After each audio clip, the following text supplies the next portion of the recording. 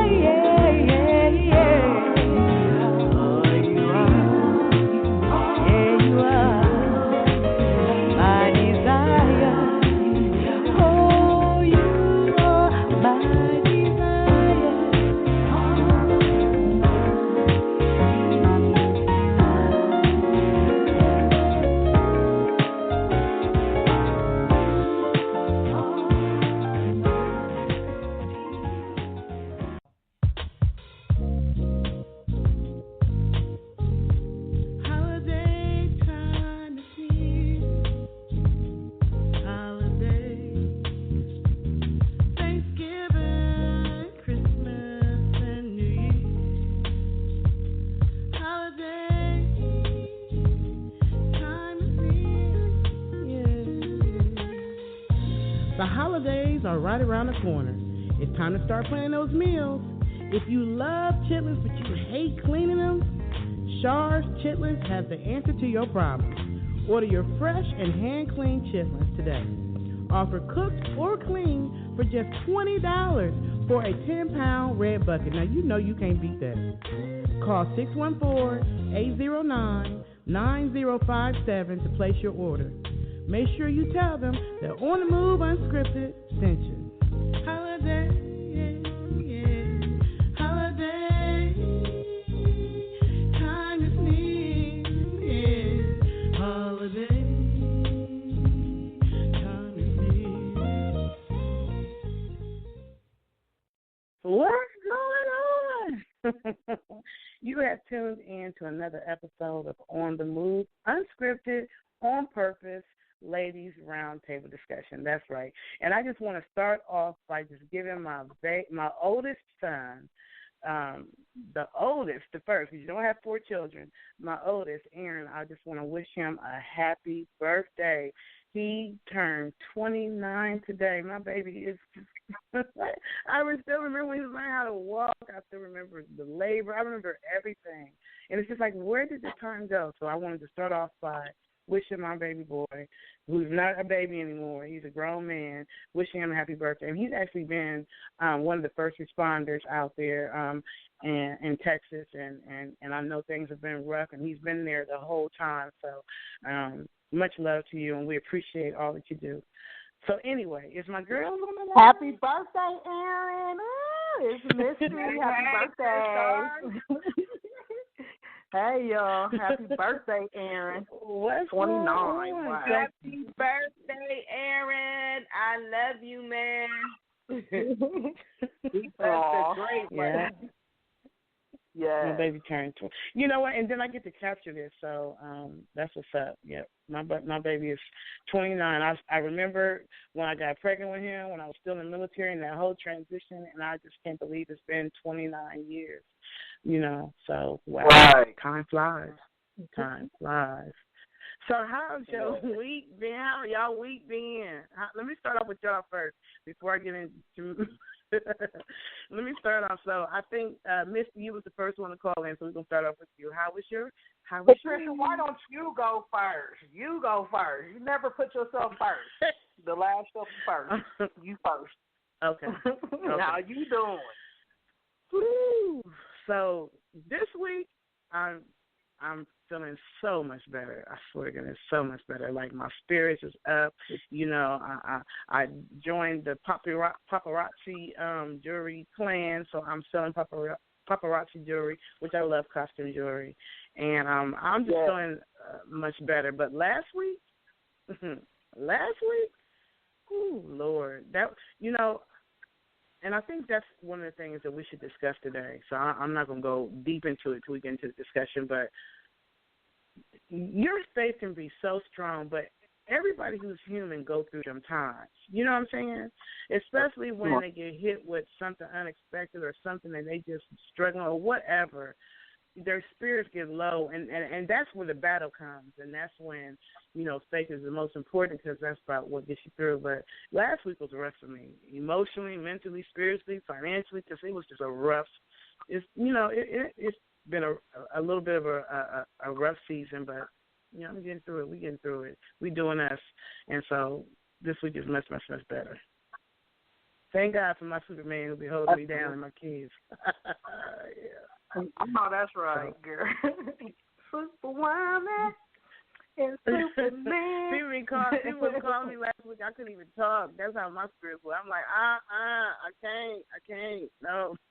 I don't want to talk. I was just going through it, yeah. But I appreciate y'all, my girls, Marie and you, Misty, and everybody, checking on me.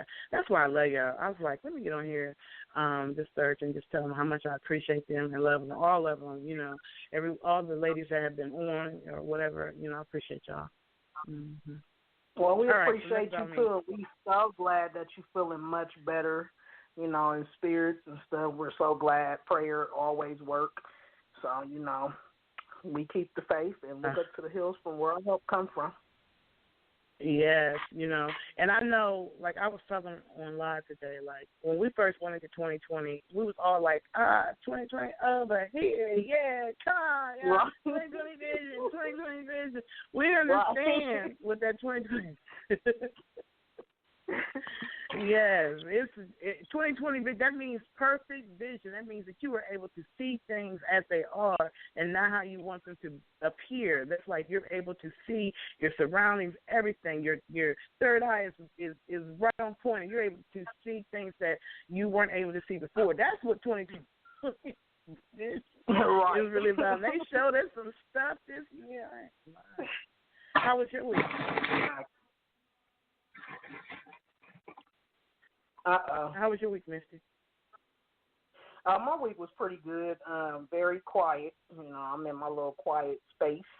I had my granddaughter last night. That was a little bit challenging, but we got through it. But I enjoyed my week. It's been very quiet, peaceful. I really enjoyed my week. I ain't had run into no issues that really got me down or anything, so that's a plus. That's always a plus. Amen. But I did kind of get sad a couple hours ago. I got on Facebook and didn't even know a close family friend of mine had passed away. Like, she was just on Facebook. And I was like, what?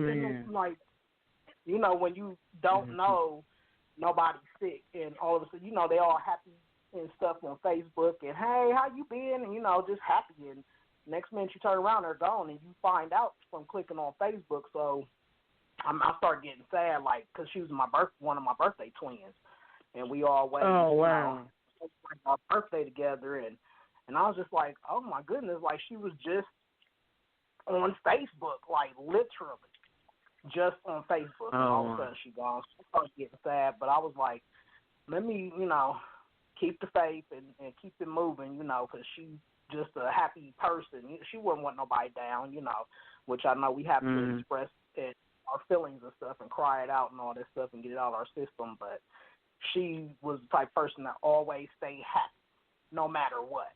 She had a pretty smile on her face all the time, and I know she's smiling down on us now, and that was actually my baby girl's one of her cousins, the one that just had a baby get killed in the same family. So, that was sad because I've been knowing her for like 35 years. Wow. So, but got to keep my spirits, high and stuff. Right. I can't, we got to keep it moving and stuff. But other than that, my week's been pretty good. That's good. Well, I'm glad you had a good week. I'm sorry to hear about your family member, but, that is rough when you hear about somebody passing away that you wasn't thinking that they would pass away. So, condolences to the family and everything. Mm-hmm. I think we got Armory on the line, too. Did I hear her voice as well? Armory? Yeah. What's going on, Armory? Okay, my past week has not been great. I came in contact with someone who tested positive for COVID, so I immediately, when my job called me, I went ahead and got tested, and they was like, well, you'll know something 2 to 3 days. No, I didn't feel anything. I felt nothing. I said, if I have this, then that's a big if, because I'm pretty healthy. I'm like, I don't have any symptoms, no numbness, no none of that. But they're like, oh, you be asymptomatic. I'm like, okay, well, we going to see, And then, I'm like, okay, I'm off this weekend, so I'm just, and it's not even about the money, but, I don't get paid time off. So in those few days, I just heard word this evening, that I was negative, which I already prayed about it. I knew I didn't have it, but, thank God I have the viable proof so I can go back to work. But Amen. Yeah. So I'm very thankful because a very, very, very close friend of mine, her husband ended up getting COVID, and, he's been on a ventilator for like the past 2-3 weeks, and his condition is just not getting any better. So I'm just, sorry to hear that. Out. Yeah. So that's kind of bad. But other than that, I mean, I have had this time to just like chill, something I don't do Plus, I'm still, in the process of moving. It's been a mental thing. Now it's I've put the implement into action. So I'm actively looking. So you looking? Yeah. You're actually looking for a place now? That move. Besides that, I've just been able to chill. I binge watched for the first time in like years. I stayed up as late as I wanted. And the cool thing was, like, I'd have to say over 90% of my clients called me to see if I needed anything, to see if I was okay, is there anything they could do? Like, I heard you're sick. Like, I'm not sick. I'm just waiting on test results. I felt just fine, and it just felt good to know, like, you must be a pretty good nurse for your clients to call in or text you or email you and just show them concern. I thought that was so awesome. Right. Oh, yeah. And to feel loved and appreciated. Yeah. Mhm. That shows what type of nurse you are, definitely, when your patients are concerned about you, That shows, and so that's beautiful. And I'm glad that you tested negative, and I pray for, your patient that tested positive, because, like I said, it's been rough. Even the singer Jeremiah, I don't know if you remember him. But he just came out with something with Neo in there recently, a song. But he was in the hospital. I seen on one of the, I think it was one of the news things that he had tested positive for it, and that he was in the hospital. So our prayers go out to him. The COVID, the coronavirus doesn't matter. It's not selective as to who or what. I remember I was posting in a group, and it was just like, why are you posting out here? This isn't this, a music group or a book group or something like that. And I'm just like, this is touching everybody. I don't know what you thought, but everybody needs to be aware of what's going on, because artists, actor, musician, rich, poor, black, green, yellow, orange, Martians, like, it's touching everybody. So, we just gotta really just pray and just pray over our country. And just what's up with your president? Why is he still paying for recount? What's wrong with him? Like, dude, you lost. Like, why are you still trying? It's like he's having a temper tantrum, or something that was always there starting to be triggered by this. Something's going on with him, like, overall. Can you see that, Marie? You see what I'm seeing? Like, he is leaving. He has zero integrity, and he's leaving so disgraceful. And even with all this, they're trying to get a rise out of President-elect Biden. You see how cool he's handling himself. And it's like, well, what are you going to do if you don't get out of the house? And he just looked at him and smiled and said, they will. Right. Like, why? He wants to leave the same way he came in, with a whole bunch of confusion and chaos. And that's that energy. You see that energy? That's that overall energy. On the campaign trail, that energy was there. In the White House, the energy has been there, blanketed the whole country. And even on his way out, it's still that energy. You need to pray over that energy. He needs to go into deep prayer, because that energy that's surrounding him is not. It's chaotic and confusion and mayhem, and we all know that that's not God. God is not an author of confusion, stuff like that. So something about that energy around him is not good. Yeah, because he's not good. Once you out of here, I got time. You said what? What you said? Who? I said, because he's not good.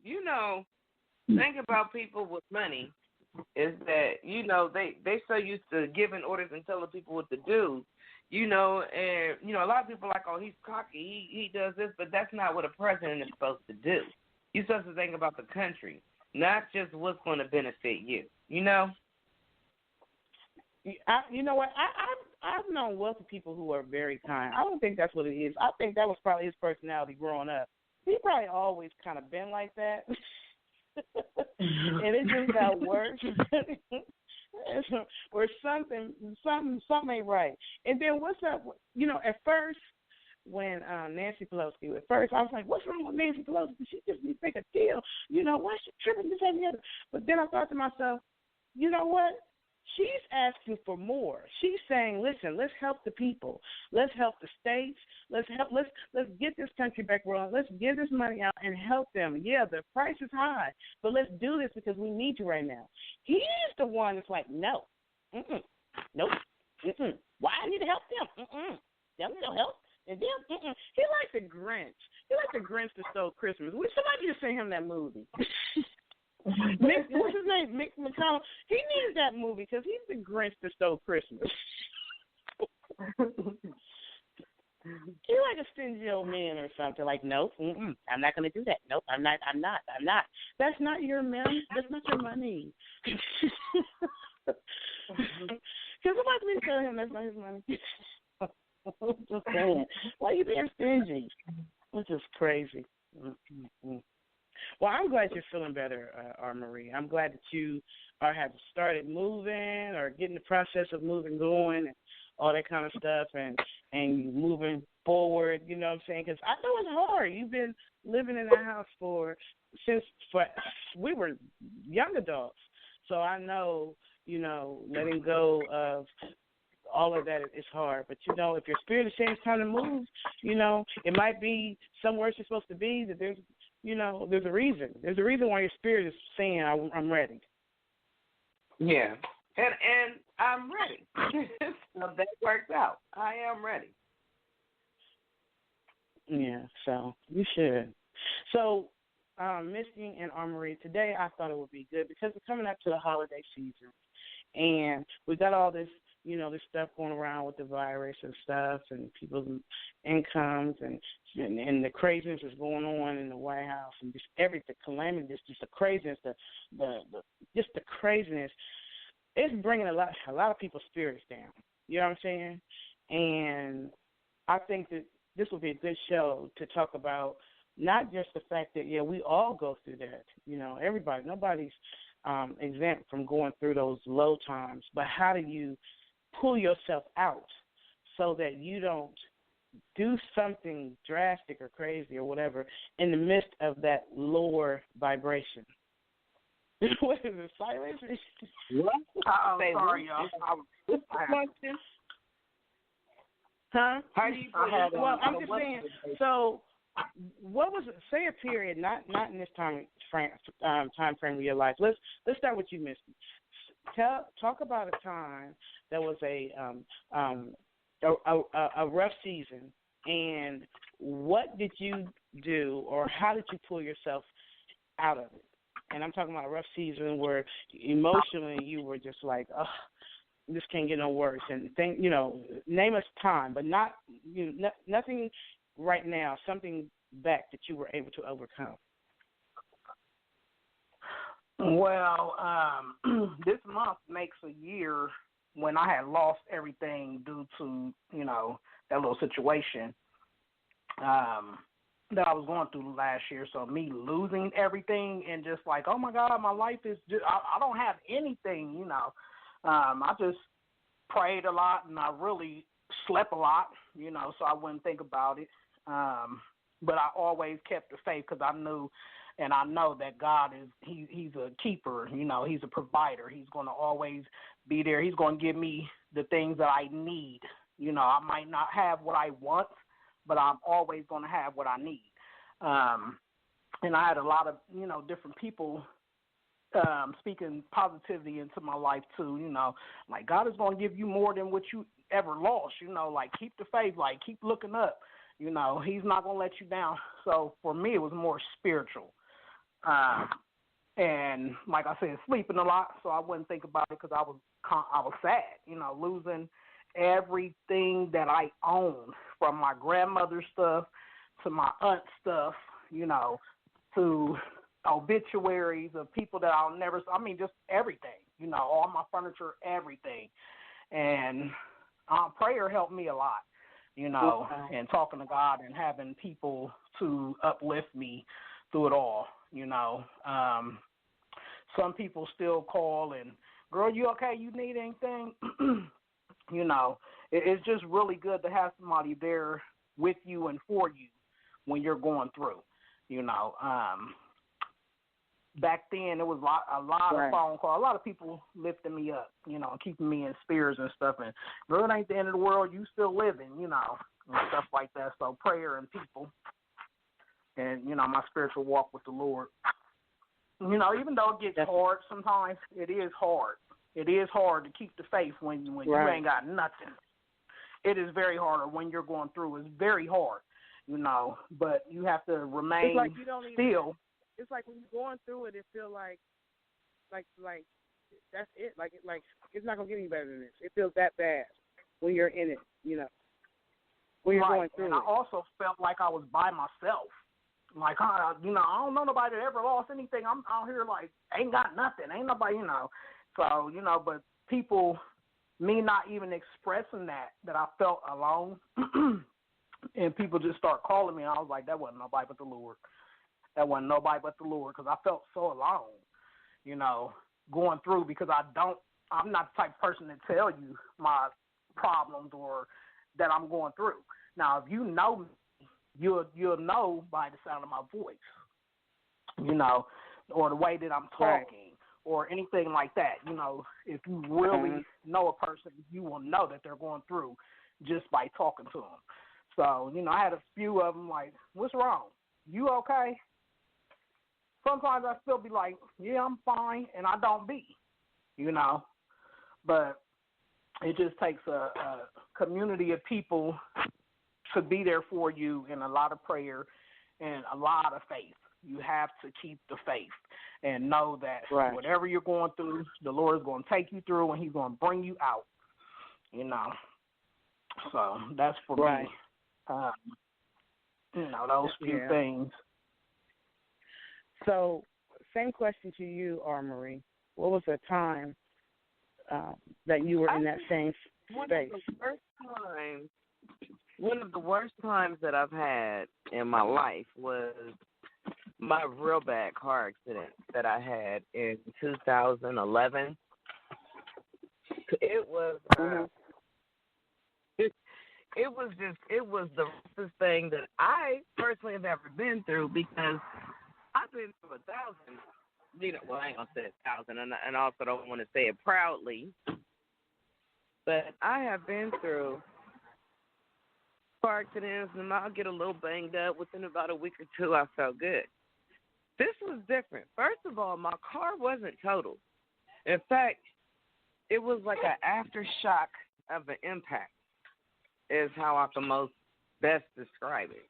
It was like an aftershock from the impact, because afterwards I was banged up for a couple of days, but then my problem started not at the moment of the accident, but it actually progressed. It took about 2 to 3 weeks, and what I had was sciatic nerve pain, something I've never had. Now, keep in mind, I've been pretty athletic the majority of my life. I've always been into something. I either played sport, dance, I did something.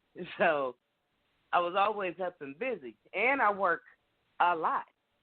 And I was working as an independent provider, so I was making a whole lot of money. I'm just going to leave it at that so I don't get depressed. I was making a whole lot of money. And then everything within 2 to 3 weeks, I was like, first I'll take like an ibuprofen. And then I'm like, it'll get better just from the car accident. And then I was at a client's house. I was taking care of a little boy, as a matter of fact. And it was time for me to get some gum. My leg was hurting. And I tried to get up, and I just hit the floor. And he was like, are you okay? I said, go get your uncle. It was horrible. The uncle had to drive me home, and his son drove behind him in their car so he wouldn't be stranded. And then just trying to get I went to the hospital, and I was like, well, what pisses me off is that you can't really see sciatic nerve pain you can see that your nerves are a little enlarged, but you can't really see it like you would see a broken bone, like, oh, yeah, they should be in this much pain. Because, my leg had just locked. It locked, and my leg locked inward. So I couldn't walk, So then I had to go from being somebody who ran around the park a couple times out the week to somebody in a wheelchair. Then, it was hard. It was horrible. A walker. a little wheelchair. It was horrible, and I felt myself spiraling down, and it was so hard to keep the faith because it's like, what have I done? I'm not the one who even caused the accident. What could I have possibly done to deserve this? And then, but you know what? And it was the worst time for me in my life because I just went from being super duper active to zero. And that is not what I signed up for, and it was horrible. Only place I can go out to was extensive physical therapy, like 4 days a week. And that was horrible. That was painful. So like that wasn't like no get out. I had just got so depressed, and then one day my boss came over, and she said, I'm just going to check your vitals. And, she came to treat me like a patient. She was like, I'm seeing this look in your eyes of disparity and depression. And she was so correct. I'm like, I would rather be dead than live like this. And I thought about all of my clients that I had to take care of that were quadriplegics, hemiplegics, stroke, couldn't talk, couldn't write, couldn't walk. It really, truly made me humble myself and be literally in the shoes that a lot of my patients were in. It made me to be very less judgmental to my patients. I found my love and my care. I've always cared for people, but it made me look at my patients in a completely different light. And because of that, I've always been pretty cool with the bulk of my patients, but it's a very budding relationship. And I love that, and they always tell you don't get personally involved with your patients, don't do that, and it's hard to do that. You have to literally have like an inhumane type of mental status to just not, somebody died, okay, well, yeah, it's sad to hear, but who's next on the list? I'm not that type of person. I never have been, but my accident did humble me, and prayer is the only thing that saved me. Because when my boss came over, I guess one time she came over and I couldn't eat. I didn't want to eat because if I ate, that means I had to use the bathroom. Then I stayed constipated. I stayed constipated to take the pain pills, and they said just don't let the pain catch back up with you. And it was a horrible thing, either stay in pain or try to have a comfortable bowel movement. It was crazy. And I'm like, I'm too young for this. What is going on? Oh, my God, I was in the tip-top of shape of my life, and, I don't know if my vanity got the best of me. I'm not sure what it was. All I know is I'm thankful for that painful. And plus, I was like the human ATM. Everybody in my family came to me. Oh, hey, do you got, and it started with stuff like, you got $5, $10 to, I'm going to get kicked out if you can't, I don't know where I'm going to come up with this rent money till my car broke down. So we talking big money. But I was making big money. So it was nothing. What I wasn't doing was saving my money. So that time down, and then the most I've ever been down from any car accident or any type of accident or anything would be no more than a couple of weeks. It left me immobile for a year and a half. Yeah, that's a long time. And that's a very long time. Have your whole life just turned upside down like that. Right. And it was completely, I did a completely 180, and I hated it. I hated living that life. I hated everything about it. And so in therapy, instead of feeling sorry for myself, the more I prayed, the more I started getting through it. The more I prayed, the more I was like, oh, you did better than you did last week. I didn't even see it. I was just trying to get it done, get out the way. But it was wonderful. It was an awesome experience. And then it taught me, because when I was down, the same people that had their hand out, oh, I got you. None of them came through. The people who were supposed to come through, I feel like God needed to open my eyes to a lot of things all the way around my life so that I could learn to balance my life a lot better than what I was doing, because I was spending as much as I was making. I rented a car for like 9 months. I could have bought a brand new car off the lot, off the showroom floor. I rented a car. And the car rental came up to like about $800 like a month. And for like 9 months, I rented a car because I was too busy to take a moment out to just go get a car. Crazy. Wow. Crazy. I was out of control. And I'm glad that I'm back in control. One thing about getting older is you get wiser.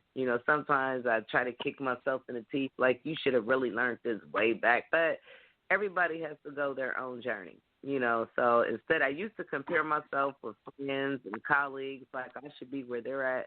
But, I'm not where I feel like I need to be, and I'm never going to stop till I get there. I kind of got that 50-cent mentality, get rich or die trying. And it's not even so much as get rich, but I do want to get right. I want to leave a legacy for my descendants and my grandchildren. And, I want to be able to be the person that changed that line for my family, where no one really has to struggle as bad. And, that's a goal. And I'm going to meet it. Because I'm extremely creative.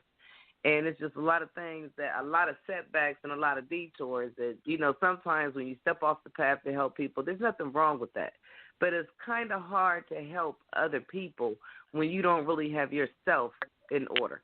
It's cool to stray here and there, but you really got to take care of yourself before you can really help other people. Right. There's a call on the line, so it looks like somebody wants to join the conversation. Your number starts with 647. Hello. Hello. Hi. I'm listening to the great conversation and this great story that's just been told. Yes, it is. Oh, Patrick, yes, it is. How you doing? I'm good, Patrick. And I'm just gonna put it out there, Patrick. Your voice is very sexy. Like Patrick got a deep, sexy, distinguished voice. I'm glad you called back. Hey, y'all. I actually really sound like Mike Tyson. I just put this voice out for y'all, so.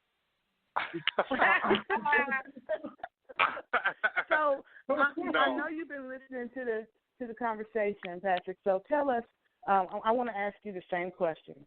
So not anything in the present, but name a time in your life when you went through a rough season, and how did you get through it? Like, same question to you. I'm really just enjoying hearing everyone else's story, but I'll just say that there was a time in my life where I went through a really bad patch. I mean, just a rough patch. And one of the things that I did that you should never do is try to blame everyone else.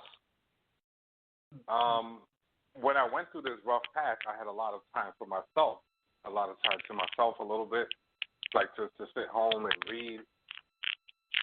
And I read a book. It was called As a Man Thinketh by James Allen. And one of the things that stood out to me in that book when I read it, there's a passage that says, man does not attract what he desires. Man attracts who he is. And during this time, I just kept thinking about that and thinking about that.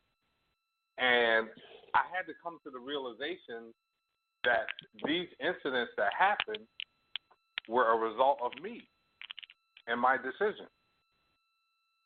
And I had to really do some soul searching to say that, and I looked at not just that situation, but other situations, and I came to the realization that it was me and my decisions that caused all of it.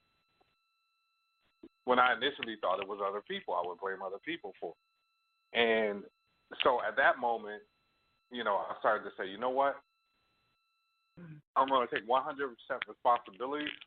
Some things you can't control, but I'm going to take 100% responsibility from this day forward for everything that goes on in my life, the people that come into it, the chaos that's created around me, everything. And when I started doing that, everything changed. Everything changed, wow. And that's how I got out of it, was that I said, I'm going to take responsibility. I'm going to create the kind of environment that I want to be in, as opposed to just leaving it up to chance. Right. It was just one of those things. So that's kind of my story. But it's funny. The last person that was speaking was talking about sciatica and the sciatic nerve. I actually had an incident with that one time, and it was trying. It was a trying experience. What I will say is that whenever you're in a car accident, especially one that jars you, you really have to go to the chiropractor like soon after that, even if you feel fine, because when you're sitting down and it jars your back, it moves it in a certain way as opposed to when you're standing. Yeah. So, a lot of people I did go to the chiropractor. I did Excuse go me? to the chiropractor. At one point, it got so bad, I had to be ambulanced from the chiropractor back to the emergency room. And they gave me every type of test, from checking me with an X-ray to the MRI, and they were like, "Well, we don't see anything." I was too hurt and too much in pain to argue, and I'm just like, I can't. There's got to be something. There's got ultrasounds. They took everything. Like, we don't see anything. I mean, I know you're having some discomfort. Like, discomfort? No, this is a level 10, or I would not be here. So I do understand. And then the specialist scared me. He said, you're going to always have these reoccurring spasms for the rest of your life. He kept trying to get me that back surgery, and I'm like, no one's cutting on me. That's out. that's all the way out. It's got to be a life or death situation. But I'm like, there are other remedies that we can do. Then he kind of told me how the holistic approach is a waste of time. But I have high faith. I have a high faith. And then I started taking, instead of feeling sorry for myself, getting mad, that why it happened to me, the pity party, I started taking my physical therapy. So then it was somebody in there who was, must have been there probably longer than me, but they were more advanced, and to me, I don't know, maybe it was just in my mind, but I kept seeing like this smirk on her face, and I'm like, what was her time? And so I'm very competitive. So, and I started like that just to try to get close to her time. And I kept going and kept going. Same routines that I learned from therapy in 2011. I swim laps like twice a week, but I always do the very same exercises. And I also take ballet, so it's a lot of stretching and flexibility there. Whereas I don't have sciatic. I think the last time I had a spasm. Now spasms I do still get, but still not as much. But the last time I've had, like, the sciatic nerve set me down for a couple of days was probably maybe 3 or 4 years ago. So I have to say I'm getting, and I always pray, thank you, Jesus, for my restored health, So I'm enjoying the outcome. I think that Kim is also on the line. Kim, are you on the line? If that's not Kim, it's somebody. So your number is 770? Hello. Okay. Hi. Hey. Who is this? Was that one of Tricia. y'all, or is that the? Oh, that was you. It's okay. one of us. So maybe the call. So I don't know. I thought that was Kim's number, but now it's somebody from Atlanta because I know that 770 number. So I don't know. Hopefully they'll come back in. So so for me, the last 20 years have been rough as heck for me. I ain't gonna lie. So let me see if I can find one in particular. The last 20 years ain't no joke. It's been some good times, but shoot, I got to figure out which one. I think one of the roughest times for me probably would have been when I broke my ankle when Isaiah was 6 weeks old. That's probably I knew a time that. I knew you was going to choose that one. Okay, this is Kim. I'm muting finally. I'll be quiet. This Kim, I got in. I'm sorry. Go ahead. I'm sorry. Okay, I'm gonna come back and ask you the same question, Kim. So, okay, I was in Atlanta. I had just given birth to Isaiah, and at that time, I was in Safe Haven Transitional. I was in a domestic violence shelter. So, it was black ice, and I walked out the facility and slipped And, you know, at that point, because I had just had Ebony and Isaiah are only like 18 months apart. So my body really hadn't recuperated completely from the first birth. And then here then I give birth again 18 months later. And so when I slipped, my freaking ankle and stuff just cracked, like literally the bone came out of my skin. That's how bad. I'm like, OMG. So I'm already going through, I'm not, at that point I'm not working. I don't have a car. I just gave birth. At that point, I don't even think my sister, I don't think I had found my sister at that point, Angela. So I was in the city by myself, except for the ladies and people that were around me. And it was just, when I say that was a dark period, and I didn't even have, I didn't have no kind of money. So when my baby was born, I didn't even have like all the clothes and stuff and everything I needed. So that was a rough season in my life. And there was times I would cry. Oh my gosh. So for anybody who's living in a shelter right now, or you have you've been evicted and you have to go to a shelter or whatever, just thank God that you have a place to go to, but get through it because it's only temporary. At that time, I couldn't see temporary because here I am with this newborn baby, and I can't even get up from the bed to the freaking bathroom, or to the kitchen without help and stuff. I got this newborn infant, 6 weeks, and so that was really, really, really, really a difficult season. And then when I went to the hospital, they put a cast on my leg, but then they told me after a serious time that they had to do surgery. So my leg is set in this cast, or whatever, for this soft cast for a good. So when they did the surgery, they had to literally break my bone and put the screws in there. And when I say that pain, I ain't never, ever. They gave me morphine, they gave me everything, and that did not cut that pain. I was in extreme freaking pain. It was crazy. And so I ended up really being on crutches for like almost 6 months. And I remember, but I was determined even then. I would go through my periods of deep depression, but then I would lift up faith. I would go to church, and my faith would help me lift out. But then something else would, emotionally, and I just break back down. But I still was trying. So I remember there was a program that I could go to that was outside of the facility. But I remember I was so determined to move forward that I used crutches, and I walked on crutches all the way down until, somebody would be like, hey, you need to run, because they just feel like, oh, this woman walking down the street damn crutches, but I was just like, I got to keep moving. But my spirit was so low. Like, when you're at the point where you have nothing, you know what I'm saying? It's just, your spirit just be so low. You really feel like, this I can't do this no more. But then that spirit, man, that faith that you have, that's when the faith, I feel like, goes into overdrive. And people or things will come to you and be like, no, you got to keep pushing. No, you come this far by faith. You've come a long way by faith. You come a long way by trusting God. So just because you come to that mountain, because God never told you weren't going to hit no mountains, just because you come to the mountain doesn't mean that you like, you know what, that's a wrap. But sometimes it's hard to understand that when you're in the midst of it.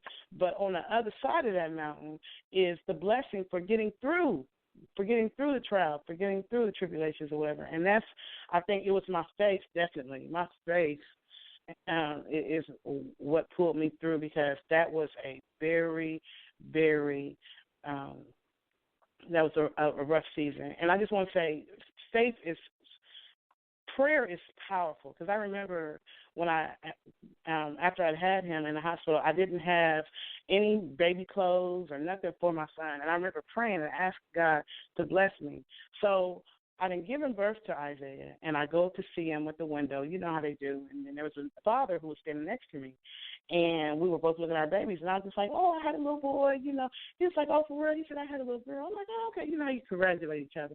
And he was like, we didn't want to find out what the sex was until we had the baby, and kind of find out the baby was a girl. But we thought the baby was going to be a boy. So we bought all these boy clothes, and then when the baby comes, it's a girl. Or I don't know, or maybe they had thought it was a boy, and then they found out at birth it was a girl, or something like that. But anyway, I'm like, oh, wow, really? And then he asked me, he said, what's your baby's name? And I was like, Isaiah? And he just stopped. And he just looked at me, and his mouth dropped open. I'm just like, what? Isaiah. What? Is that a different name or what? And then he was just like, you will never believe. He said one of the reasons why I thought it was going to be a boy was because of whatever, and also because he had a dream. And in the dream, God told him the name Isaiah, that he was supposed to, the baby's name would be Isaiah. And so he was expecting a little boy. He had already decided that he was going to name the baby Isaiah. And so when he all these clothes, and he was just like, well, I can't, because I had a girl, I can't do anything with him. So do you want him? This man gave me probably about $500 worth of baby stuff. Name tag still on it, JCPenney types, all that kind of stuff. And so I went into the hospital with nothing and came out with all kinds of stuff. God, prayer is powerful, and God's word is true. It don't mean you're not going to go through nothing, but you going to get through it if you trust him. And sometimes he don't show up till 11:59. I ain't lying. It be 11:59 and 29 seconds, I think, sometimes. But he's never late. That's how I feel. All right, so I gave my spiel. Kim, your turn.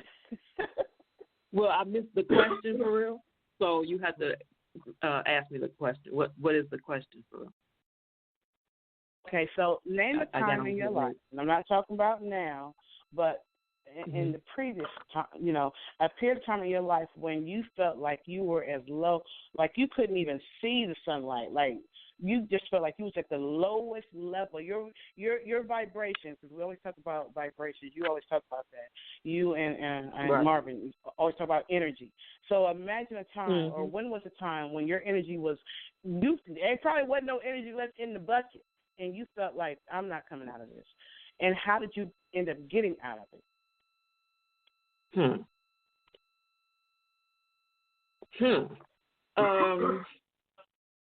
And it See, now could be a physical like thing, even if it's emotional, even if it's just an emotional period in your life, or any period, however, where I felt like I wasn't going to get out of it. I don't know if I've ever gotten that low, but I think I don't know if I was married at the time or we might have just been engaged or whatever. I don't remember. But it had nothing to do with him. I was in a space of transition and didn't know it. I didn't recognize that to be what it was. So it seemed like everything around me was being taken away, or I was not allowed to have access to. It was mostly like financial, or I was constantly in a mental place that it wasn't stable. Or I would say spiritual, I won't say mental, but more of a spiritual instability. I questioned God a lot. I mean, we probably fell out. You know what I'm saying? We was face to face. We'd have been throwing blows for real. But I questioned some things. Like, I know I'm doing what you're requesting of me, what you're asking of me. I'm doing the best I can, but you ain't giving me nothing to work with. You know what I'm saying? Like, you want me to build this, whatever it is, but right. I don't have no tools. I don't have no materials. I don't have no help. I don't have no instructions, no layout, no nothing. But you like, but build this. Yeah, okay. How this gonna work? So it was, times like that, and then you can't talk to anybody about it because it sounds silly. When you're talking to people on a spiritual matter, but they're not there, and then you don't even know that you're there. So trying to explain your situation is like, there's no way. There's just no way of doing it. So I had my moment where I would just sit and be completely quiet and still. I would unplug everything. I wasn't talking to nobody. I cried a lot, and I wrote a lot. So during those times, I was writing music. I started writing music. My thoughts became music. So that helped. And I remember, I think the group, I want to say it was Shekinah Glory at the time. And I think her name was Kimberly as well. I can't remember the name of the song, but I remember it had me in tears because it dealt with what was going on with me, and I'm gonna have to find it now that I brought it up. But it dealt with what was going on with me as far as being stripped down to nothingness, having nobody to talk to about anything, nowhere to reach out, just nothing. You know what I'm saying? That's a scary place to be, especially when you can physically see people around you, but they can't help you. You know what I'm saying? I can't remember this. I gotta remember the song now, but I had to stay there until I got taken out of there because there was no place else for me to go. There was nobody for me to tell this to. Nobody at all. So I had to just be there. And I think that is when I started really getting a little bit of an understanding as to what it meant to be still, be quiet, and know. Because when you don't have anybody to go to, then that's when you learn how to listen to your inner self. That's when you learn how to listen to God, when there is nobody else to talk to. You know what I'm saying? Because they can only think that from their experience. I think that this period of time that we've been going through over the last year, for sure, a lot of Americans, a lot of people all over the world have definitely drawn closer to God, like you said, during them times where they really couldn't, nobody else would be able to, they didn't have nobody to talk to, or they felt like they didn't have nobody to talk to. I think that a lot of people have drawn closer to God. Right. Absolutely. Yeah. Because there's nowhere else to go. You know what I'm saying? People are trying to handle spiritual things in the physical. They're trying to handle it through carnal means, and it ain't gonna ever happen. Never happen. Right. So the ones that don't understand that there is such a thing as spiritual realms, spiritual battles, energetic forces, those that don't understand that, those are what that's gonna lose. Right. They're going to lose. They're fighting battles that there's no way in heaven or hell that they're going to win. There's no way it can be done. So, when you tell people, get into a space where it's just you, unplug everything else, where you can only hear the natural frequencies around you, raise your vibrations. It sounds crazy to some, but it's a necessity because we are spiritual beings. Everything that's going on is spiritual. And if you are only operating in your carnality, you'll miss it. You won't know what to do. We're being shown and told every day what to do, but we're not paying attention to it because you can't physically see it. We're not listening to it because you can't turn the volume up or down. It's internal. We're being told every day what to do. Every day. But people are missing it. Right. Sitting around waiting on something or somebody to show up out the blue to do something. That's not how it's going down. We have and we are exactly what we need. We have it. We are it. We don't know how to utilize it because we're looking for another carnal being to do it. Right. I do. Some people though have that, the family and all that kind of stuff, but they shut them out. I think that for those of you who you do have family and friends who's reaching out to you and saying, "Hey, are you okay?" Whatever. I think it's a natural instinct to withdraw. You know what I'm saying? When you're going through stuff, but sometimes, having that person to call and say, "Hey, I understand," or "Hey, let's talk about what's going on. You talk and I'll listen." To me, a shoulder. Sometimes we got to let people in. I think that's one of the things that I really enjoy about the ladies' roundtable discussion because last week was rough for me in so many ways, and I had to play that Christian music. I had to, just listen to the voice of God. I just had to spend time to myself. And then after that, I was ready. I'm ready to talk to some girls. I'm ready to talk. And now I say guys because Patrick Patrick, you then came on, and then sometimes Nick, his name Nick, right? I don't want to mess it up because then he won't come back for another month. It's Nick, right? Yeah. Sometimes Nick stops by, like we've had people who are, so it's just, I look forward to the show because people don't understand. Even though we know this is podcast radio, people all over the world are probably are listening now or will listen later. But really, this is just a conversation of us just coming together, just talking about how we feel and just whatever those feelings are. So I thank you, Patrick, for joining our coming back every week. We didn't scare you away the first week, so that's what's up. Right. If you don't get scared on day one, you're good. There are a lot of other programs out there where there's kind of where they try to discuss these things, and it just turns into a chaotic mess, right? So the reason I listen to this is because all of you seem to be able to keep it together and drive the conversation, so I can get something out of it, right? So I appreciate that. He done missed a few weeks. Oh yeah, you missed some chaotic weeks. Yeah, you missed them weeks with me and Kim be at it. You know me and Kim be at it, or me and R. Marie or something. But basically me and Kim. Okay. Y'all gross. It's gross. Okay.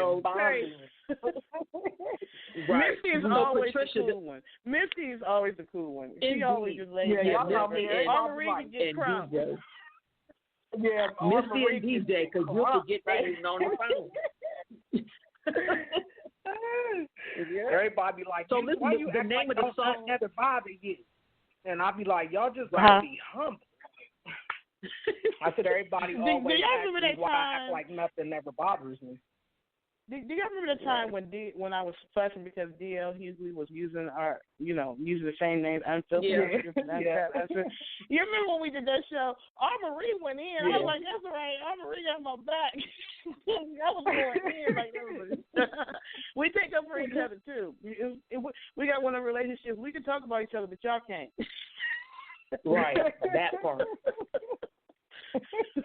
That part. So listen, Patricia, the name of that song is Broken. I'm sorry.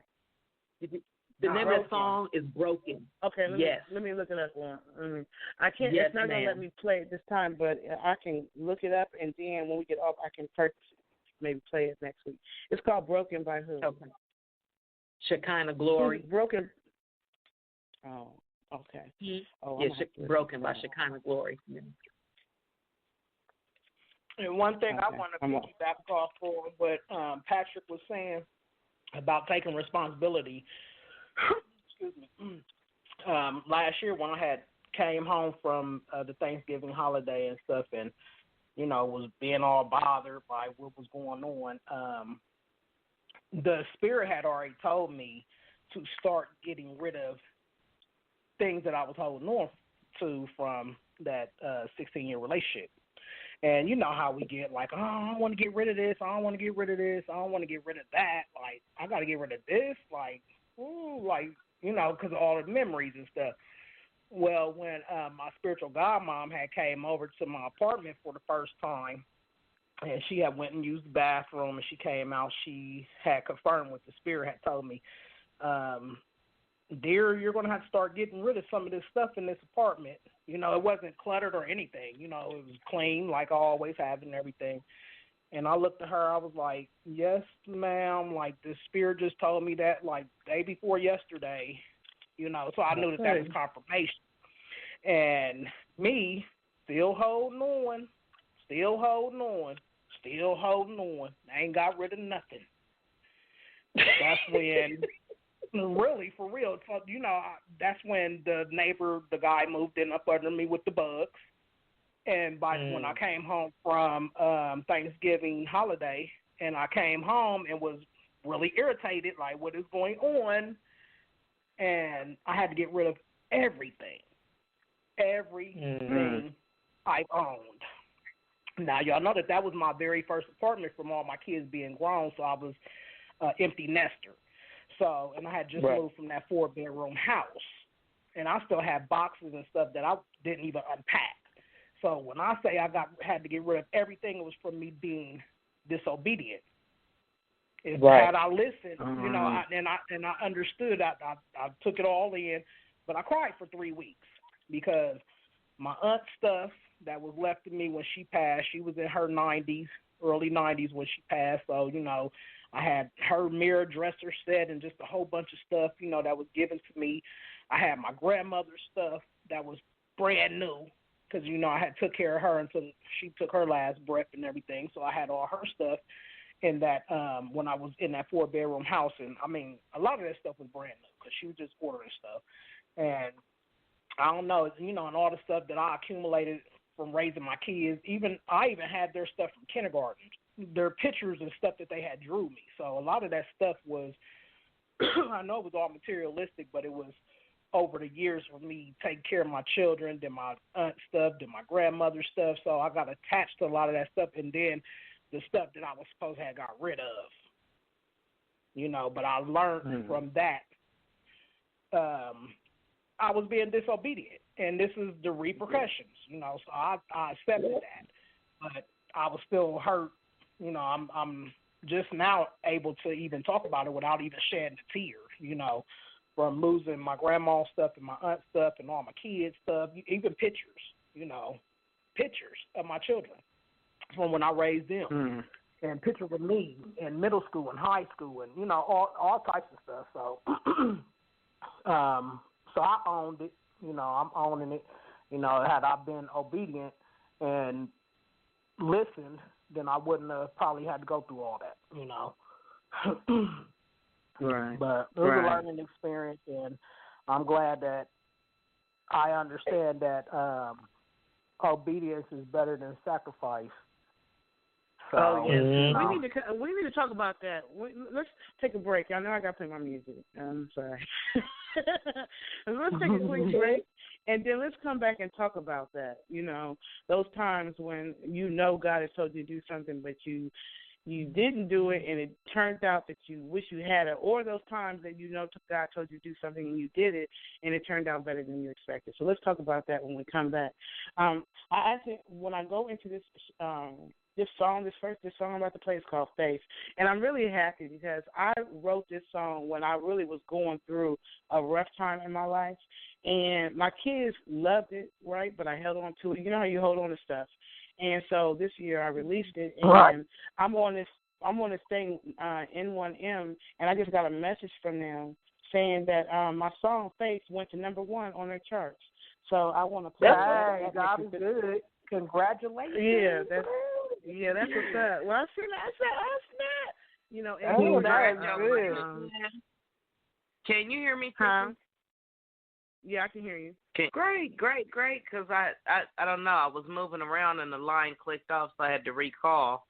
And I'm like, well, every time I call, I gotta wait till she put me back on. So I guess I'll just be listening to break. But I knew it was coming. No, you love music. Well, next time I won't be so quiet. I unblocked you. I not unblocked, but I unmuted you as soon as you called back in. You've been unmuted, so you just probably didn't realize it. But yeah, so I'm going to play this because I feel like, and maybe there's a reason, that I'm feeling like we need to talk about, those tough times and then pulling yourself out and all that kind of stuff. Maybe because there's a lot of people, because you never know what people are going through. There's other people that's going through stuff. And so they need to hear how somebody had an experience that was the lowest in their life and how they pulled themselves out. I thought it was a good thing, especially since we're going into the holiday season. And some people, get depressed because they lost loved ones or whatever, whatever the situation is, or some people's money they can't buy the way they normally would, whatever. You don't know the energy, so I thought it would be good to play this. So, yeah, we're going to take a quick break. I'm going to play 2 songs, y'all. Just 2, and I'm coming back, I promise. Only 2. They be working, they be getting me, y'all. On the Move Unscripted, Ladies Roundtable Discussion. We'll be right back, y'all.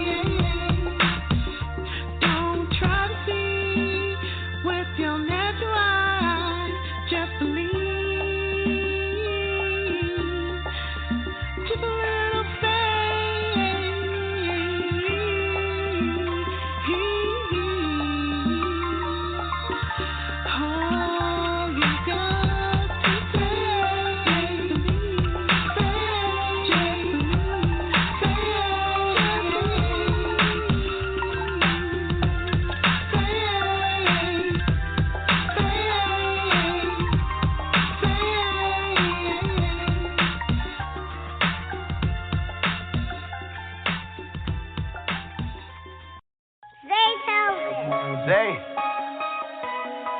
I think it's time to do it again. Yeah. Gorilla face.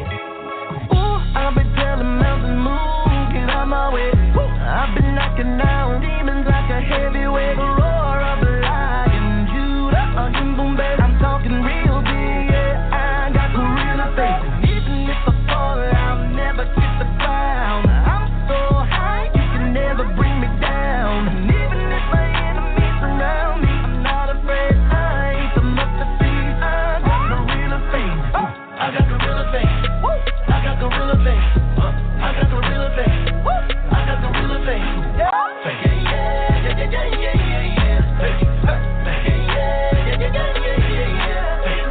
I got gorilla face. I got gorilla face. I got gorilla face. I got gorilla face.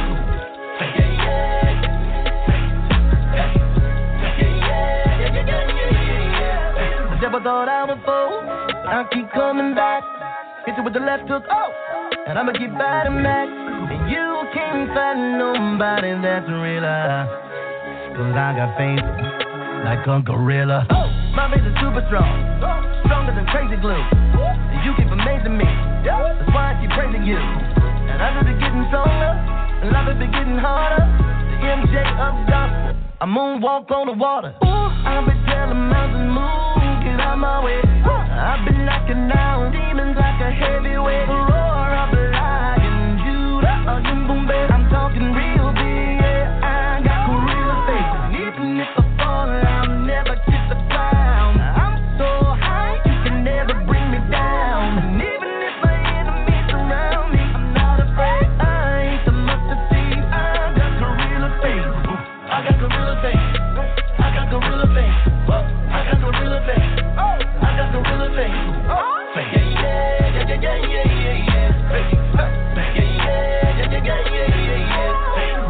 I've been changing this game.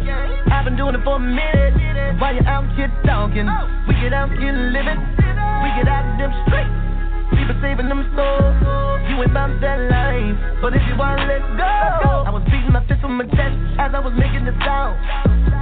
Gorilla face, yeah boy, I'm on my King Kong. I sing songs, I win so 50,000, I play them whole. With the power of the Holy Ghost, increase the faith, my only goal. I got gorilla face, I got gorilla face, I got gorilla face, I got gorilla face. Yeah, yeah, yeah, yeah, yeah, yeah, yeah. I got gorilla face, I got gorilla face, I got gorilla face, I got gorilla face.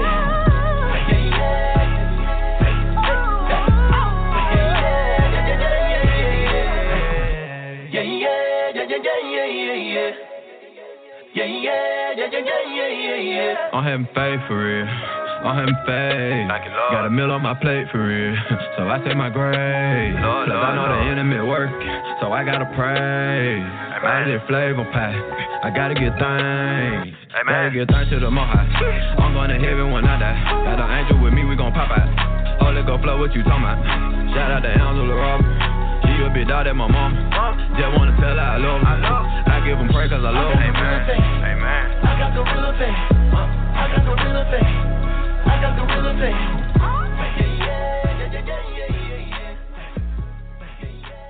What's going on? You have tuned into another episode of On the Move Unscripted Ladies Roundtable Discussion, but we actually got a man on the line too tonight.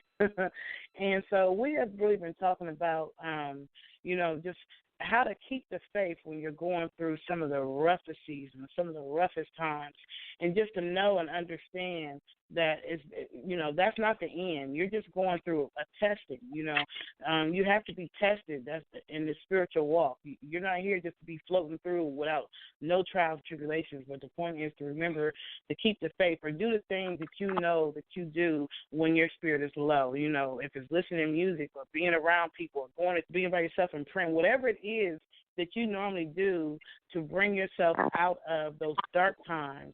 That's what we're talking about. So we just wanted to share with y'all, the listeners, times that there were dark periods in our life where we really could not see the sunlight, and how we were able to get past it. Because, of course, we did, because that was something that happened in the past.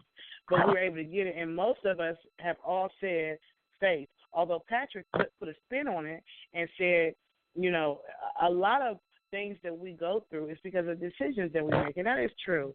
When we make decisions, those there are consequences to those decisions, whether it's what we perceive as good or bad. But for every action, there is a reaction, like chemistry. For everything you do, there's something that happens from it. It's like, and that's just life. So when you start to learn that some of the things that have happened are things that because of the choice that you made, then you can better say, okay, well, if this comes at me again, I know not to do that again because I remember what happened last time. And a lot of times we'll have our spirit, the spirit man, God will tell us. We'll know. I felt that feeling, I shouldn't have did this, or I felt that feeling, I should have did that. And most of the time, whatever it is that we were feeling that we know God is talking to our spirit about, and we are not obedient to do it or not do it, we either pay the consequences of, or if we listen, then we're going to be like, oh, okay, I can see the fruit of that. Okay, I know that's what God sent me to do. So coming back to you, Patrick, during that, when you got to that point in your life where you started to understand that some things were because of the choices that you made, you said at that point in your life you were able to start turning things around in your mind and seeing things differently. Is that what you were saying? Yeah, I mean, you start to take charge of things, right? So you have a purpose. And I was fairly young when I did this, and then you just stick to it, right? Like you don't deviate from it. You don't deviate from it for any reason. Even like for me, women, whether you're a woman or a man, and you have a purpose. There's women and men everywhere, right? That should not deviate. You should not deviate from your purpose just because of that. There are people, there are people everywhere. If my purpose takes me to another place or another country, there's women there, right? There's no need for me to, right? So, so I just had to make sure that I said, okay, this is what I want. This is what I'm going for. And if I want to change in my life, I have to also accept the changes. And some of the changes are things that go away, things that fall away.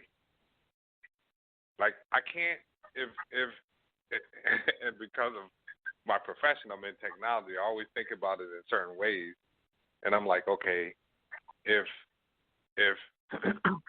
everything that makes me up is all of my attributes, let's say it's a lot of them, but let's just reduce them down to 2. And they add up 2 plus 2 equals 4. But what if I say I don't want to be 4 anymore, I want to be 5? Then one of those variables got to change. You know what I mean? Right. Like one of those variables got to change. One of those 2's got to change to a 3, which means that something has to fall off. I can't be exact. I can't be the person I want to be and everything be exactly the same. Some of the things are going to change. That means some people are going to fall away. That means some things that are in my life are going to leave. But if I want change, they have to. Everything can't stay the same, and then me change. Like that is impossible. So that's one of the things I had to learn how to really think about, right? So it's just like for like people in our lives, we make certain bad decisions because sometimes of just desire. It's like really like these are things that we desire because we measure whether it's good for us based on how it makes us feel, which is a horrible way to go look at it. I mean, that's the same thing with drugs, right? It makes you feel good, but it's not good for you. Like, so you can't use good feelings as a measure of whether something is good for you. Good feelings is just a small part of it. But when you're young, think that some choices. I think that some choices, Patrick. I think some choices that we make that we we have to make those choices in order to learn certain lessons. I think that sometimes if we don't, I think choices that we make all work for our good. You know what I'm saying? Even though I know it is about choices, and sometimes the choices you choose can take you down a rocky road, but that rocky road probably has things that you need anyway, and people that you need to meet anyway that you would have never met if you hadn't made that choice. Like when I first left Columbus in faith and went to Atlanta, I didn't know anyone. If I hadn't made that choice, I would have never met the people that I met. I probably would have never wrote the books, probably wouldn't have sang, probably wouldn't have done none of that because at that time in my life, that wasn't the energy. The creativity like that wasn't the energy. So I don't even know if I would have done all that I've done when I went down that road, but that road was rough. And a lot of times I question myself like, Trisha, is there a time machine I can go back and just like, can I get a do-over? Can I go back to that point and see if that's really what I want to do with the knowledge I have now, so I can decide like what would happen if I I think if you left and you had a purpose and you had a goal and you left to try to pursue that, then there's nothing wrong with that. Right? That you have a purpose in mind. No, I didn't really have no purpose. No, I just wanted out of Ohio. It wasn't like I had it. It wasn't mapped out. No, sir, it really wasn't. Really? Nothing like that. I pulled up to my house one day and said, "Hey, Maria." I said, "Hey, what's going on?" He was like, "Oh, I just wanted to see you." I'm like, "Why are you acting weird?" She's like, "Oh, no reason." I look in her car. It's like packed to the rim. Like, are you going someplace? And it's just like, "Oh, Maria, I got to get out of Ohio. I'm like, "Where are you going?" I don't know. Maybe Cleveland, maybe Atlanta. I don't know. I'm like, "I'll call you when I get there and get out." Like, oh, my Lord Jesus. And off she went. And that's when the adventures began. That's like Dorothy and the Wizard of Oz. You know what I'm saying? I got pumped in this. I'm like, what the heck? Okay, all right, let me find my way home. But that way home was a long journey home. Years and years and years. 20 years. 20 years. But I was at that point in my life. That was another one of those dark times because my marriage had ended and there was just a lot going on, and mentally and emotionally I was on a shutdown mode. And so and I was pregnant, and when your emotions are crazy when you're pregnant anyway. And so it was just like it was like one of those, okay, God, I had just learned about the word faith. All right, God, I'm about to put this faith thing to the test because I've been going to Bible study, and it says faith, so I'm about to use some faith. And I said a prayer. I remember I had there's a ministry that I used to write to called St. Matthew's Publishing, and they had sent me a letter, and I wrote out my prayer, put it in the mailbox, stopped by Marie's house, like, look, I'm about to go. I was on my way to my friend's house in Cleveland, but I may not have told you that. But anyway, I was just like, you know what? I'm out of here. I don't know what's going to happen, but I'll catch you. Yeah, that was that was a 20-year journey. If anybody had told me ahead of time, if somebody had said to me, all right, Patricia, you got these two roads, three. You can stay in Columbus, or you can go to Atlanta, or you can go to Chicago, or whatever. But if you go, this is what's going to happen. I don't know if I'd have made the same decision if I knew what was about to happen. I probably would be like, you know what, I'm good. I'm right here in Belo Horizonte, but I wouldn't have learned the things I learned, I guess, and go and did everything if I hadn't. So, it all worked for God's good glory. So. Amen. Yeah. So, name a time, Misty, when you felt like God had told you to do something and you were or were not obedient. A time when you were obedient, a time when you wasn't, and the outcome.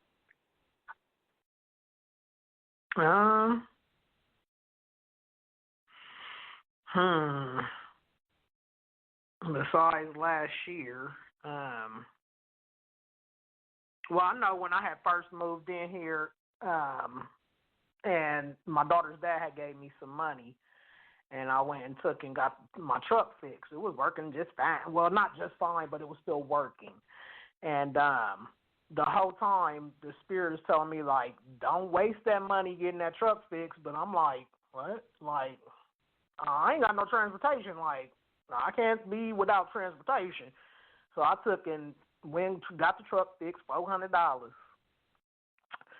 Turn around, run the car home a few days later. Soon as I jump in the car, me and him, to go shopping. We were on our way shopping. The engine blew in the truck. And I was like, oh my man. God, I should have listened to the spirit. So that was $400 down the drain when I first moved in this apartment right here. I moved in June 17th and like July the 7th or something like that. $400 down the drain. And I was sitting there to myself like, I should have listened.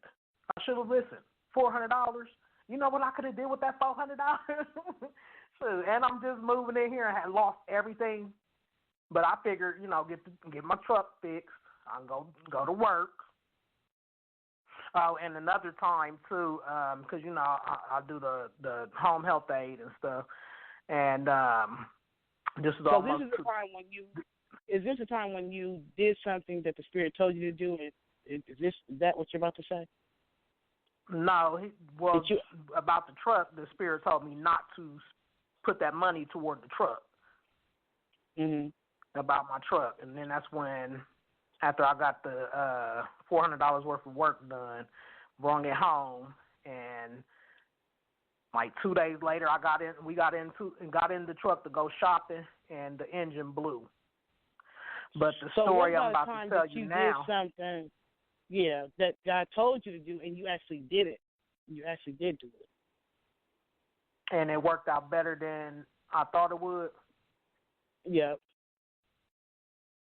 Oh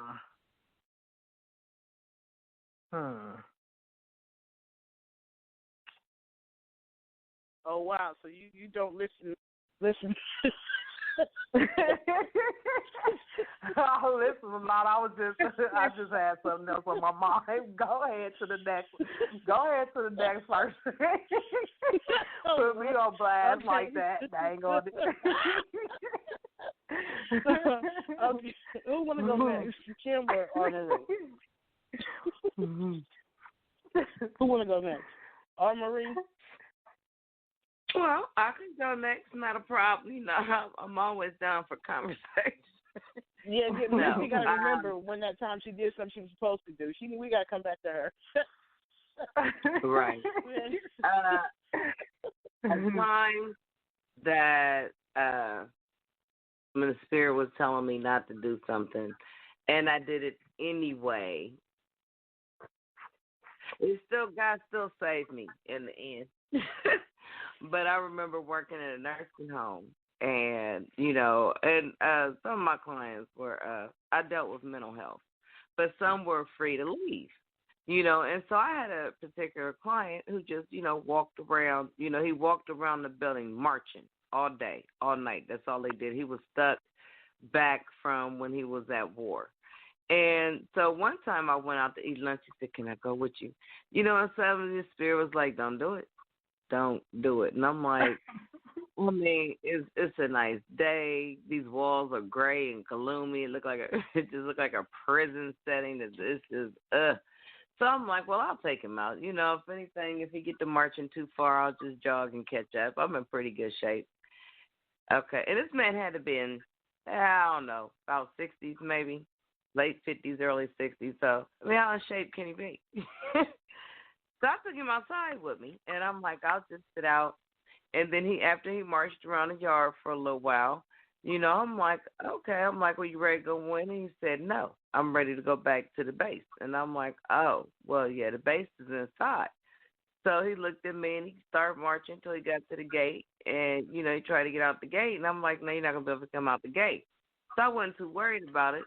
But then one of the guys who had a pass to go out was coming in, and I was at this point was on the other side of the yard. So by the time he opened that gate, my guy went out the gate, and so he's marching on the outside of the gate. I'm like, hey, come back here, So I had to call for help so that my people could be monitored while And no, my lunch break is going to be over in like about 5 minutes left. So I go outside the gate to get him. And he takes off into a jog. So I'm like, okay, well, you don't know. I ran the 5K. I'm down for whatever. Then he took off to a sprint, like, and I was like on my phone, gasping for breath, just screaming for help, like, help me, he's running. I can't catch him. So a couple of younger guys, they was like, oh, you kind of older, so they trying to run. And next thing I know, I'm getting a call from them like 5 minutes later, like, he gone. I'm like, what? You can't lose him. So I'm trying to run to my car. I have another nurse who's pissed that she's been ready to go to lunch. My lunchtime at this 20 minutes late, getting back. I got people mad because they have to keep an eye on my people. Everybody's lunch got put on hold. Meanwhile, I'm still trying to see. I mean, this man is in his 60s. All I've seen him do was march. But that's all I've seen him do. It just never clicked to me that he would be in good enough shape where he would outrun my ass. I thought I was going to die when I got back to the building. Even though I was getting cussed out, I had to turn the oxygen on because I literally was out of breath. It was horrible. It was horrible. But we're going to move on. I can't stop laughing over here. That is funny. It's crazy. One of the times that God did ask me to step in, and I did listen, was, my oldest grandson was going through some issues at his house, and it was becoming an unsafe environment. And I'm like, oh, my God, I've been doing this single parent thing, and I'm like, I don't know. But then to me, his other grandmother, his maternal grandmother, she was cool. But she was kind of, I don't know, she's a floater, like she's just all over the place. She's professional, but, her cognitive way of thinking and mind did not mesh. And I'm like, this boy needs some true leadership. And, he's acting up, he's acting out in school. And education have always been a strong point of mine. So, I just felt like the Holy Spirit came to me like, you're going to have to get your grandson. At this point, my son was in and out of the detention center, just hitting the streets hard. His mother doing the exact same thing. They tag teaming, going back and forth from juvenile detention center to jail. And I'm like, at this point, I'm like, okay, you're about 40. You're old. You're older now where, you're ready. It's time. It's time because if not, this child is going to be getting hurt, or something. And I just do not want none of my grandchildren ever to have to go to foster care, or I just didn't want them in that system.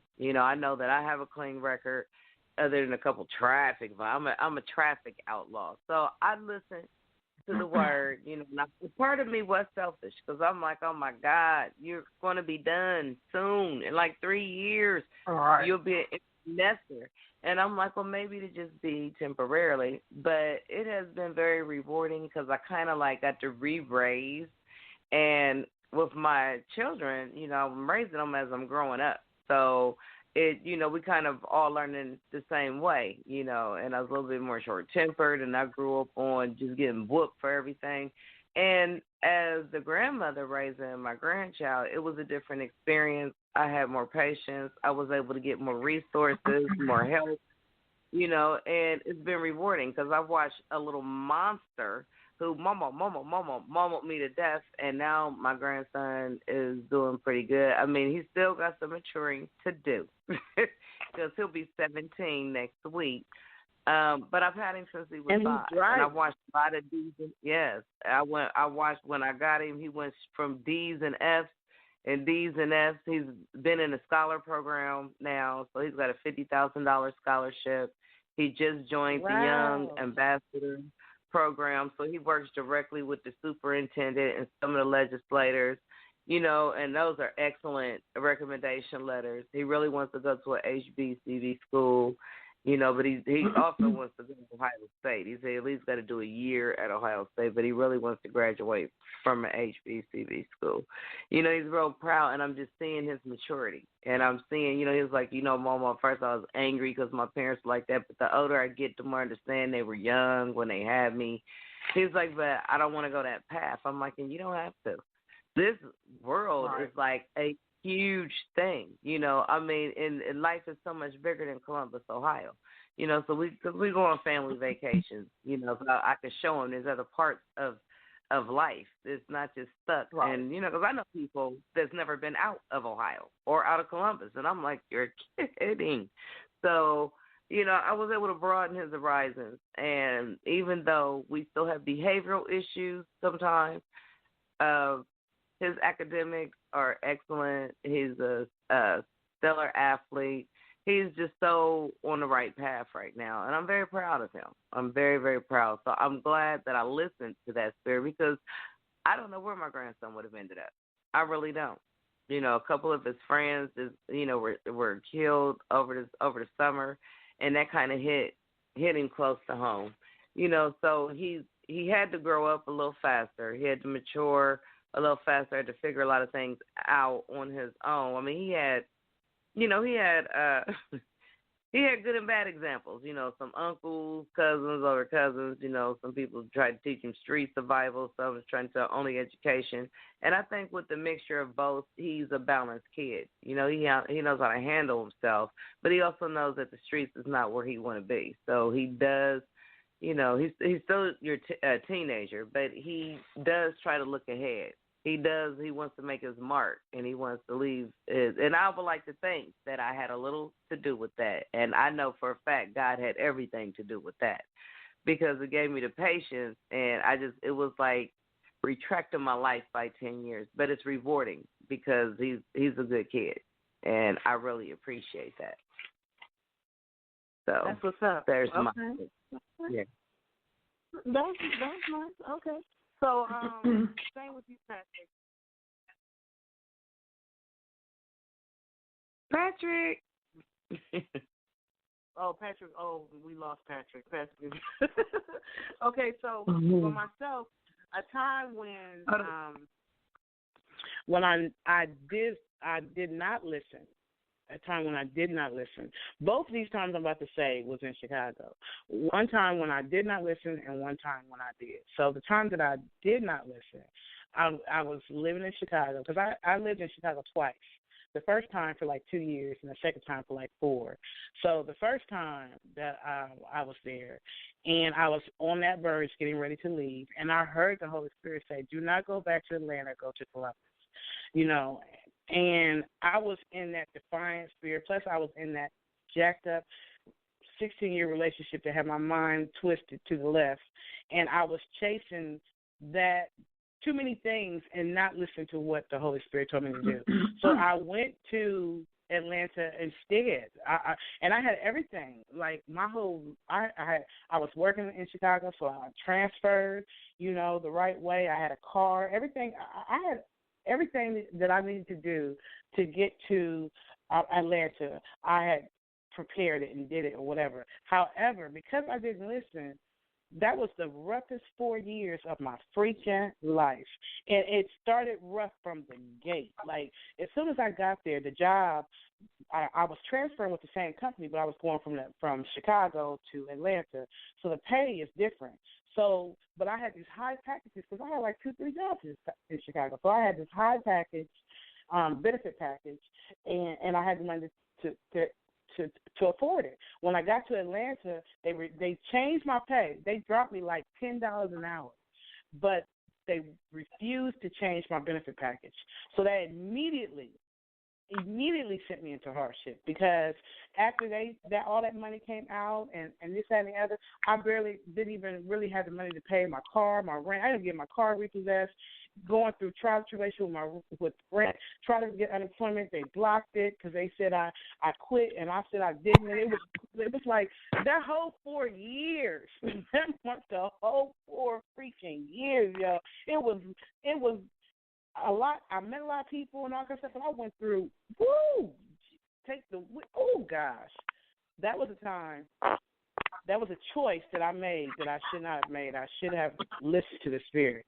So same instance, I'm back in Chicago. This is one time when I did listen, and I was doing good in Chicago. I was doing good. I had an actual building, a brick and mortar building for Around the World Media, and I had been singing and going around doing Superwoman, all over the cities and all kind of stuff. And my money was great, and kids happy, nice. It was La Vida Loca, and God said it's time to leave. And I really didn't want to let go of all the materialistic stuff that I had, because I had gained a lot. Like, I had got on my feet, and I was doing good. I was like on one of your levels, Marie. You know what I'm saying? Like how you was with the independent nursing and stuff. Like, my money was good. I had like, woo, that was freaking and I was doing the things I love doing, everything, but God said it was time to leave. And I questioned it, prayed and asked God, and I went through I didn't just leave. That was a time when I struggled with myself. But I did what I know God told me to do. And it's so crazy because that year that I left Chicago, 2016, and anybody who's in Chicago knows that 2016 was a very rough time for Chicago on the west side. A lot of people, they were at war, basically. And so people was getting killed left and right. Even before we left, my daughter witnessed the shooting, My son was on the playground. It was like crazy. I witnessed. In actuality, I could have been killed, but I wasn't, only because the phone rang, and I picked up the phone to answer a call on my way out the door. And if I hadn't have picked up the phone, I would have walked right into the middle of gunfire, because a guy got killed on the very path that I was about to walk on. I'm talking about minutes. You know what I'm saying? So, but when I left, God took care of me the whole time I was in Atlanta, and everything worked out good. And then when I look back in hindsight, a lot of the kids that my son was hanging with got killed. So who's to say what would have happened if I had not been obedient? That was the time that I was obedient, and I was supposed to go to Atlanta, and I went. But the time before, I was not supposed to go back to Atlanta, but I did. And by the time it was time for me to leave Atlanta, I was like, please, somebody come get me. Get me out of here.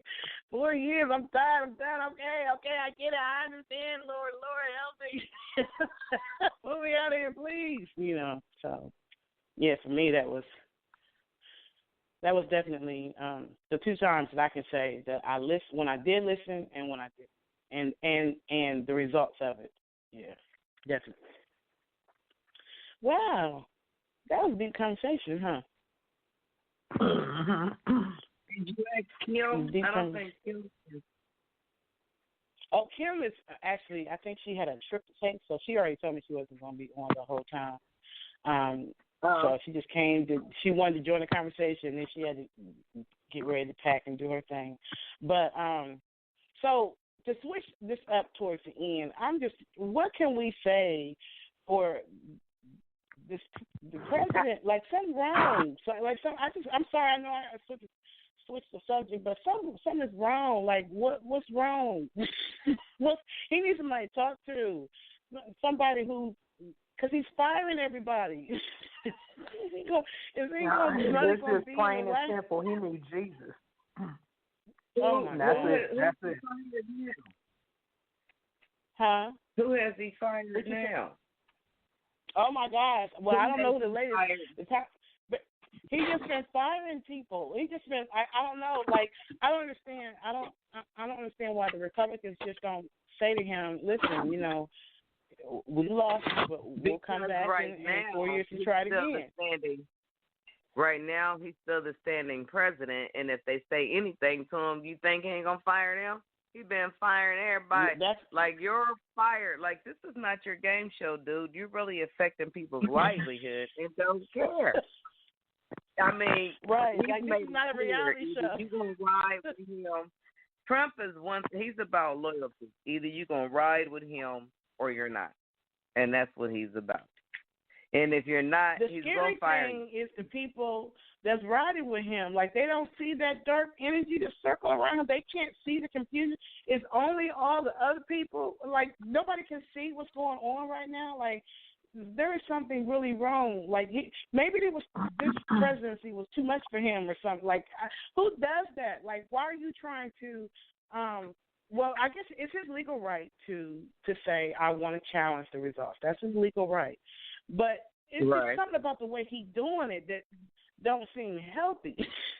When we've had other presidents who have blaming the Democrats. You can't keep blaming the Democrats because it was Democrats and Republicans that were counting those votes. It wasn't like it was Democrats only to count the votes. I mean, you lost, man. Deal with it. It's okay. He acting like he ain't seen all the riots and people that's been whining and complaining. He's like, he ain't seen none of that. Like, oh, no, those are false votes. No, it's not. We voted for Biden.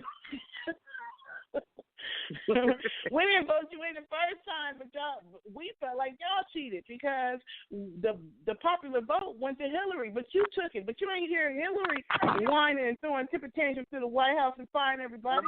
She was just like, you know what? All right, then. Oh, no. Huh? No, she did. She did some firing. They said she did over like $8,000 to $10,000 worth of damage. She just started breaking bottles and glasses. So yeah. Oh, I didn't hear that. I understand they ain't taken lightly, but at least Trump could say, "Hey, I may not have got a second term, and even though he vows to run again in 2024, and I really hope and pray he do not get it." You can't be selfish. You have to have integrity as a president. You have to.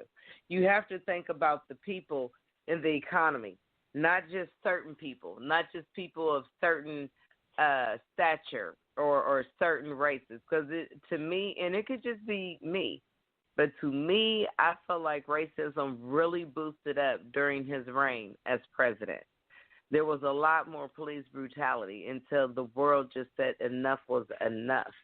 You snatch children out of their parents' homes who've been productive, and now have all the Mexicans been productive? No. But have all the Americans been productive? No. But for whatever reason, he took a special lashing to Mexico.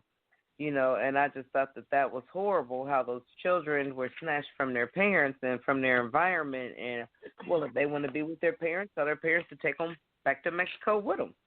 But, he would have went bananas if somebody would have done that to his kids. And then the fact that half the world was like, well, they are overpopulating America, and I'm like, come on, man. Come on, these people will, at some point, y'all going to have to realize that this is a diverse United States. There are a lot of foreign people here. And if everybody would just try to get along as much as they could with everybody, the world would be a better place.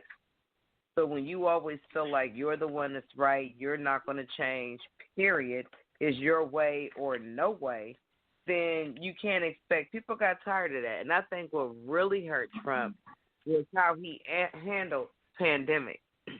And then, he's like, well, yeah, a few people are going to die. When you close to 250,000, that's way more than a few. Because have the pandemic team not ever been disbanded? It's just like just about every single thing that Obama put into place, he got done away with it.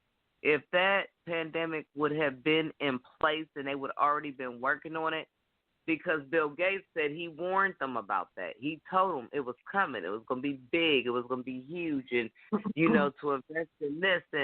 And the White House was like, oh, thank you, but no, we have it from here. And then when you found out about it, had you got out and warned early, then people would have been more prepared, but you didn't even do that.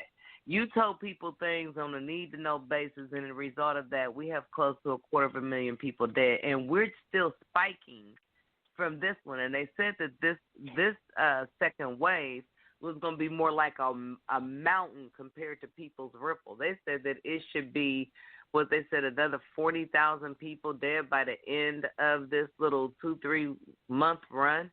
So I, for one, am pretty excited that the vaccines, even though they're still going through trial, they're 95% effective. People who were on ventilators, they're coming off of ventilators. It's working, and I'm glad we found something. But my thing is, had the pandemic team already been in place, we would have already been ahead of the game. Right. He doesn't listen to reason. He wants to do things his way and only his way. And we need a president who's going to lead the country, but you have to be open to ideas, whether it's a Republican or a Democrat or a liberal. you're trying to work for the better good. You can't just give tax breaks and shit to the people in the Senate and just do certain, and then want to shut down Social Security. Like, that's crazy. These people work their whole life.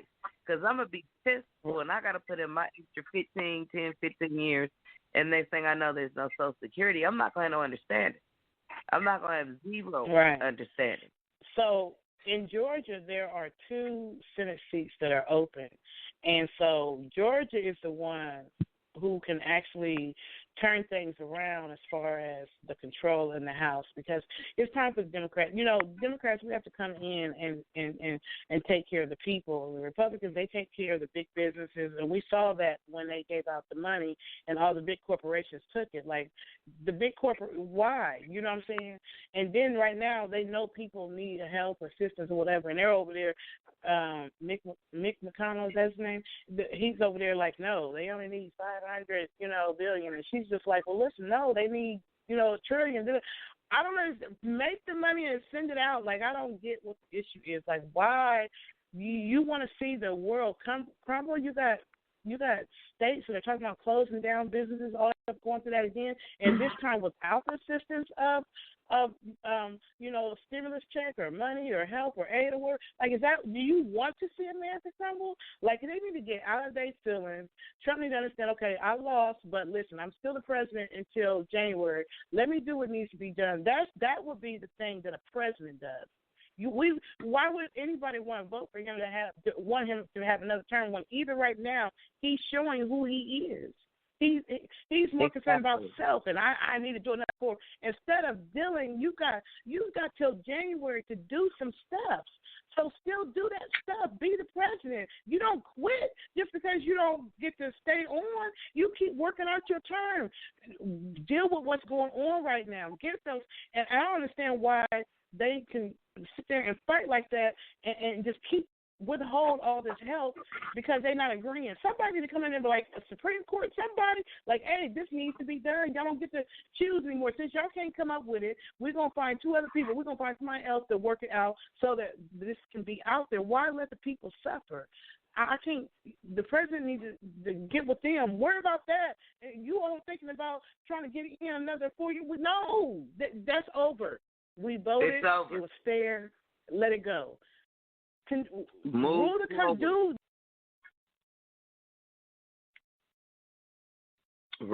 country. And on January 20th, you bow out gracefully. You tell, you sit down on the president, because he gave Obama hell when Obama was running for office. Gave him hell, and Mr. Obama, he is, man. Sat down with him, because they could get 30 minutes, but they sat down for a little over an hour. Back and just chill. And then he was like, oh, yeah, well, I'm going to look into that. I'm going to do this. I'm going to do that. And he didn't. He did what he could to help the wealthy. That's what he did. Now, he threw everybody else a little bone. I'm not saying everything he did in White House has been wrong, because it hasn't, because he didn't have to sign for it. I tell you, when you tell people you don't got to pay your rent, it's bad when the government is not really upholding their end, or the state or whoever. When, you got so many evictions, you're not even at the courthouse anymore. You're in a big-ass convention center because there's thousands of you down there every day that's trying to face your rent, getting put out, getting evicted. Yeah, this is a rough season. Something that you worry about. This is a rough season. This has been a good show. This is really been a good show. We're on our last few minutes. You know how a lot of people do me. In fact, they kicked me off. I had to call back in. I was in the middle of my speech. It's like, no, you're not going to be talking anymore right now. So I had to call back in. But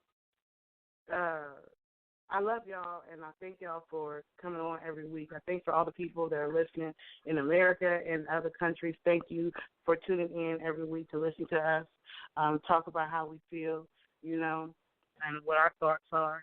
And we would love to hear more of y'all call in and during the discussion or whatever. So any last words that y'all want to say? We got like 4 minutes left. Marie or Missy? Everybody just have a safe weekend. Please mask up when you go out. We're Franklin County is now in the purple. Please mask up because COVID the purple is now? real. Yes. We have officially hit the purple. So yeah, we're at the highest level. So please mask up and don't be upset about about the curfews because we're only trying to get rid of this. If we can contain it long enough to the vaccinations come out, there's a lot of people like, I'm not taking that vaccination. I'm not taking it. But there are certain jobs that are making people take it. You want to continue to work here, you're going to take this vaccine because I'm tired of all my people being out with COVID or have to sit in quarantine and this and that. So, yeah. We got 2 scientific labs. One is 91% effective. The other one is over 95%. It's time. I mean, they said it would take about 8. They said it's going to take close to a year, and I don't even think right now it's only still being released for the volunteers at trial for the people that's in the hospitals, but it should be released to the public around April. But Bill Gates predicted right around the summer of next year to fall of next year, things should be as close to normal as possible. And then by that time, we should be facing it. Yes. And Republicans, please let the president, give him a chance. We gave Trump a chance. Give this man a chance and try to work together so we can rebuild our economy back up. Because, get out of your feelings. It's not about y'all no more. It's about the people. Do what's best for us. That's without a doubt. I agree. Missy, did you have anything else you want to say? We got 1 minute left. Just for everybody to, keep the faith and stay strong and positive and, if there's anybody that you can talk to lift you up in spirits, do so and reach out, and stay safe and love. Well, peace and love to y'all on the Move Unscripted Ladies Roundtable discussion. Tune in on Monday on tomorrow because we got another show, a great show. No, wait a minute, no, that's Saturday. Tomorrow's Friday, isn't it? I'm missing. Friday, we have a great show planned and the author that we're going to be interviewing. But anyway, I love y'all. Peace and love to y'all, and have a great week. Blessings. All right, peace out. Have a great week. Love y'all too.